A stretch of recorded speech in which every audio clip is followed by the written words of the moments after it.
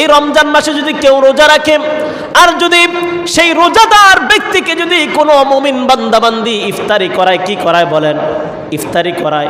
সে একটি খেজুর দিয়ে হোক, এক গ্লাস শরবত দিয়ে হোক, এক গ্লাস পানি দিয়ে হোক, সে যদি ওই রোজাদারকে ইফতার করায়, আল্লাহ রাব্বুল আলামিন ওই ব্যক্তি, যেই ব্যক্তি তাকে ইফতারি করিয়েছে, তার জীবনের সমস্ত গুনাহ খাতা মাফ করে দেন। সুবহানাল্লাহ। সম্মানিত হাজির, শুধু তাই না, নবী করিম সাল্লাল্লাহু আলাইহি ওয়াসাল্লাম এই হাদিসের মধ্যে আরো বলেন, যদি ওই ব্যক্তি যদি কোনো রোজাদারকে পেট ভরে ইফতারি করায়, কি ভরে বলেন?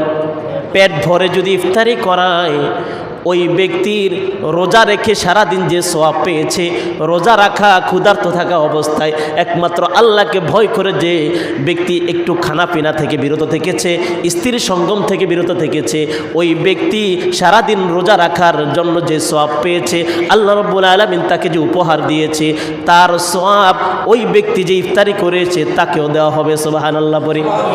সম্মানিত হাজিরিন, ওই ব্যক্তিকে সওয়াব দেওয়া হবে, কিন্তু যে ব্যক্তি রোজা রয়েছিল তার সওয়াব থেকে একটু কমবে না।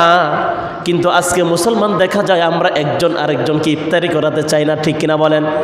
আগের দিনে এমন একটি রেওয়াজ ছিল, এমন একটি প্রথা ছিল যে আগের দিনে মুসলমান যদিও খুব সংকটের ভিতরে ছিল, যদিও অভাব অনটন ছিল, কিন্তু এক মুসলমান অপর মুসলমানের সাথে সম্পর্ক ভালো ছিল, ঠিক কিনা বলেন মুসলমান?